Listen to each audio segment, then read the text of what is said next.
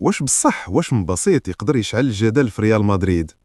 اللاعب الارجنتيني فرانكو ماستانتونو دار وشم على يده، ولكن هذا الوشم ما بقاش عادي. الوشم فيه التاريخ ديال نهائي كاس العالم 2022، النهار اللي ربحت فيه الارجنتين فرنسا في قطر بركلات ترجيح من بعد ماتش خرافي سالب 3-3.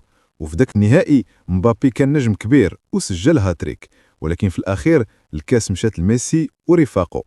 دابا ملي تبين ان الوشم كيرمز لهذيك المباراة، بزاف ديال الناس شافوه استفزاز مبطن لمبابي، خصوصا وانهم دابا زملاء في ريال مدريد.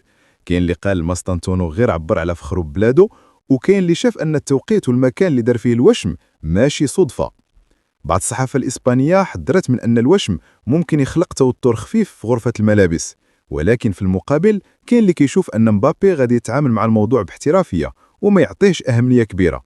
وشنو رأيكم؟ واش فعلا الوشم فيه استفزاز ولا غير الناس مكبرين الموضوع؟